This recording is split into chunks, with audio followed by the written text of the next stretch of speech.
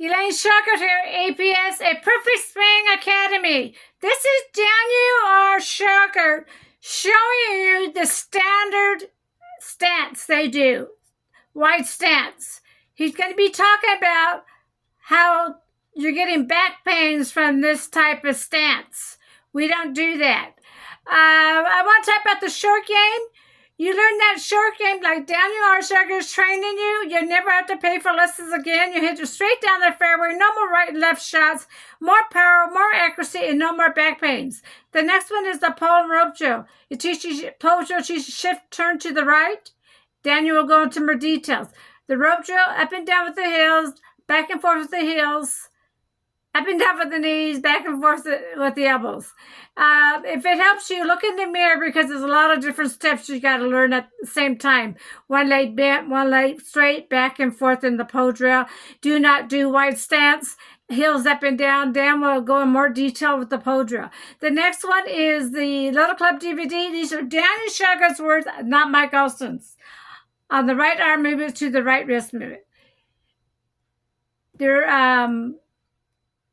Mike Austin said that Daniel's a smart man, he'll get it. I related it back to Dan. Dan said, did you get the words on the right arm movement to the right wrist? I said, no.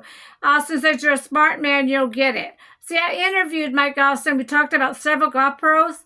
Mike Austin's a very nice man and told me a lot of things about certain golf pros that I didn't know about. Interesting. So Daniel had to go back. Dan can train anybody on the swing, but Daniel had to go back and study the right arm movement to the right wrist movement to put it in the second book, How to Kill the Ball book. Came back to me after several months saying, I know how to do it. Once he realized that he knew how to do the right arm movement to the right wrist movement, that's when he came to be the #1 master in the whole world of golf. He had so much confidence in his swing. He can make anybody hit it straight down the fairway. He was a fantastic teacher. So come and join our team. Listen to Dan talk about the wide stance, how it's hurting your back. You couldn't turn very fast. You can't shift your weight from one foot to the other. You want your stance so that they're about shoulder width apart. And on a full-size man like I'm 6'1", my heels never get farther than 14 inches apart on a full drive. That enables me to move my weight from one foot to the other foot and keep my swing circle center stable. Shorter shots, naturally, I'm going to be closer. If I get wider than 14 to 15 inches, I'm beginning to take my head off the ball. You don't want to do that. You want to keep that swing circle center where it is. Remember, we're not talking about a good golf swing here. We're talking about how to make the perfect golf swing so that your club intercepts that ball on the sweet spot every time. And I'm going to show you some more tricks to it that'll make it happen for you every time. No fat shots, no thin shots.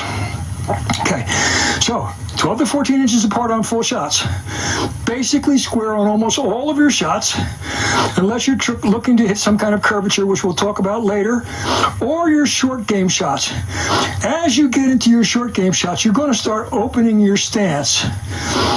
And the maximum that you're going to get is about 30 degrees open. And that's going to enable you to have a little easier time of turning through your shot and going where you want the ball to go. So we'll get to that when we deal with short game shots. But right now, I want to show you something that you can practice at home, a couple of things that will enable you to get into your right leg correctly. Now, when I say into my right leg, when I